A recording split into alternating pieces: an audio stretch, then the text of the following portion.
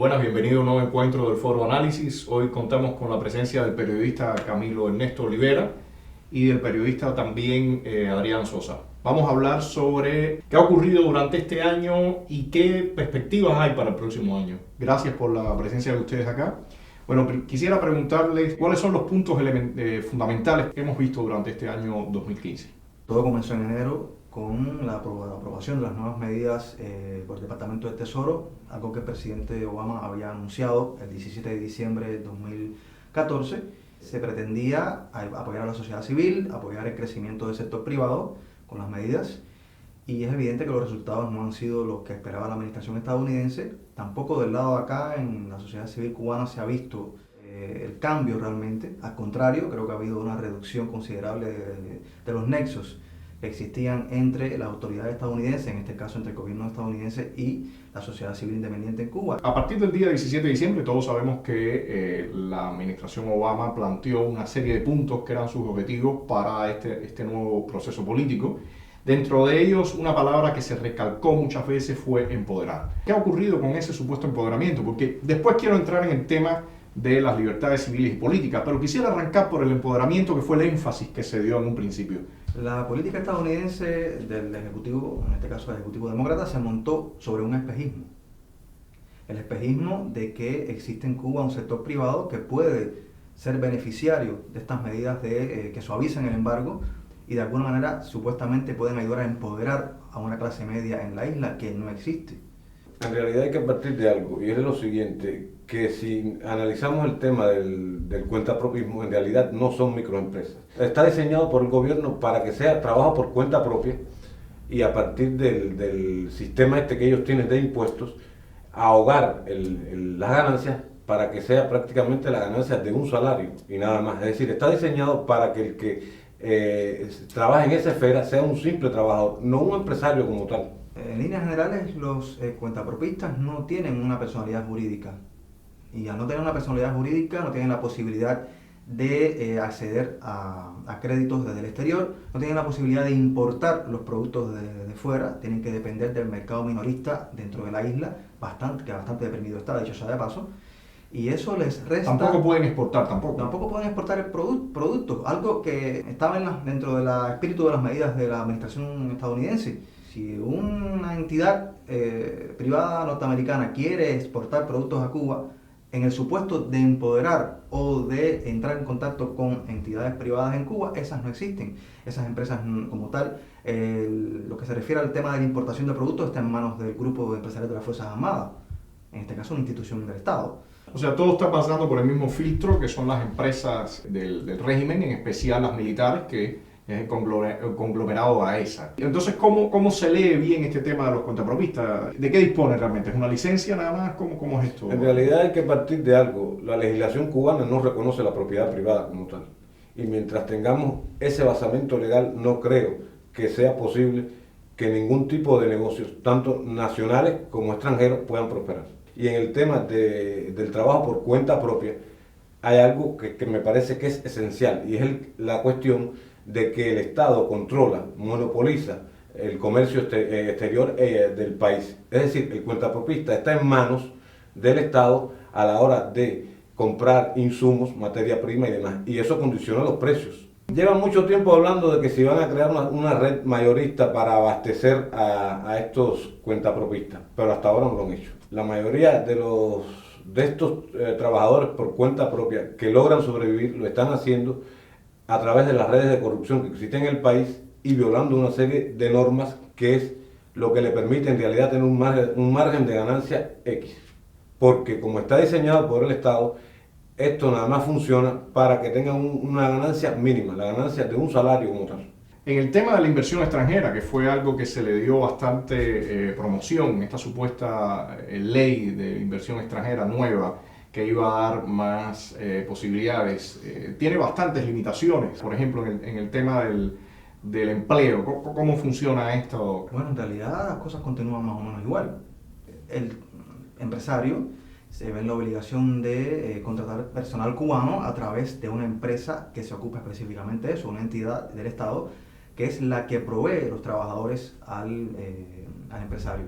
Mientras haya una contratadora estatal que se quede con la parte del león, es decir, la parte de moneda fuerte, y le pague al trabajador un salario mínimo, se va a repetir lo que sucedió anteriormente en el sector que crearon, el sector dolarizado, donde inicialmente comenzaron a pagar ciertos salarios en dólares, pero en realidad el obrero no es remunerado de manera equitativa por la función que desempeña. ¿Qué sucede? Que entonces el obrero empieza a actuar como se actúa en la economía socialista, a desviar recursos y a buscar alternativas para equilibrar ese salario.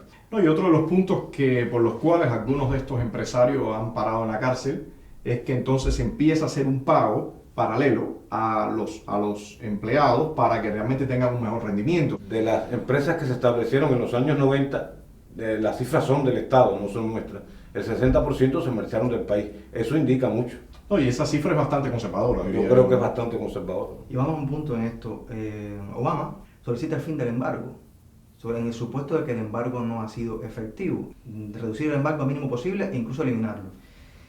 Y señores, el embargo, contrario a lo que mucha gente piensa, sí ha sido efectivo y lo va a seguir siendo, por la sencilla razón de que si el gobierno de Cuba intenta a través de mantener cautivos los ingresos de empresas extranjeras, pagar sus obligaciones crediticias, eso implicaría defraudar sus inversiones directas en pos de honrar las deudas que ha contraído con distintas entidades internacionales durante mucho tiempo.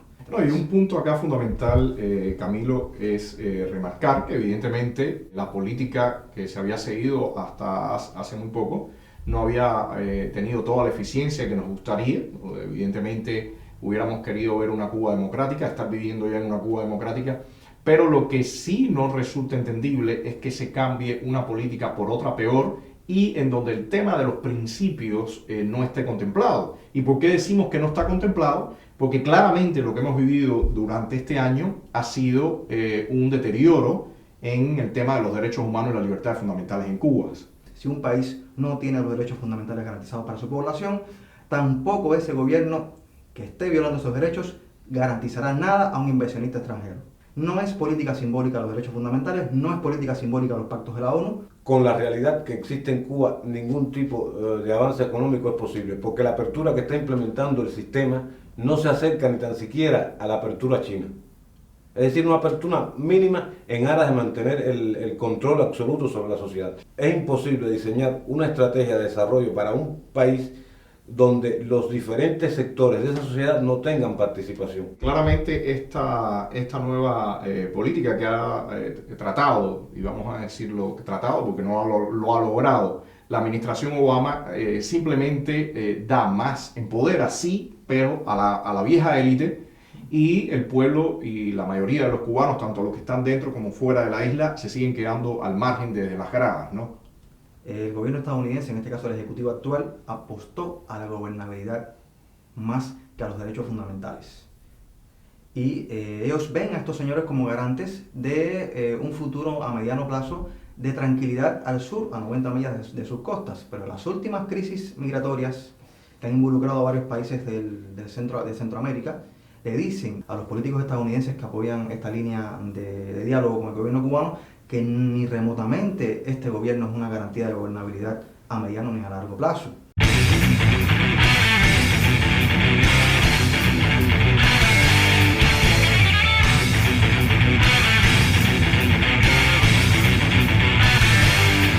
Si todo el capital humano se va, la población está envejeciendo porque en Cuba ni las mujeres quieren casarse, los matrimonios disminuyen, la población que queda es la envejecida. ¿Cómo es posible lograr avance con esa situación demográfica?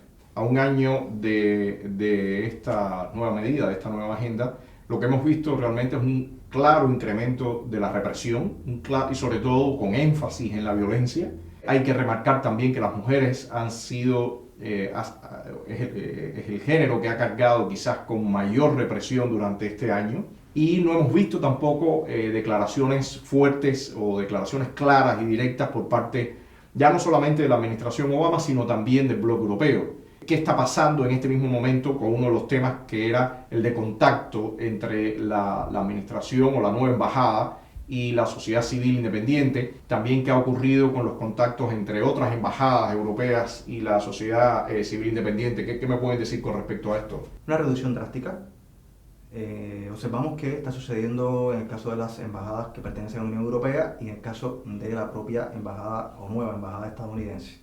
Esto es verificable en la reducción de los contactos directos entre miembros de la sociedad civil opositora, o al menos de un segmento de la sociedad civil opositora, y los funcionarios de la propia embajada en la actualidad.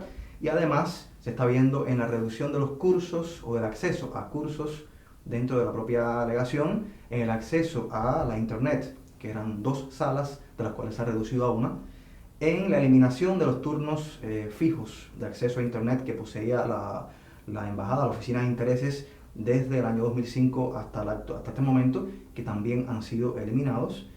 Y el hecho de que en general el respaldo, al menos moral, que los funcionarios de la embajada ofrecían a miembros de la oposición, se ha reducido también de manera fuerte. ¿Cuál es tu visión con respecto a esto, Adrián?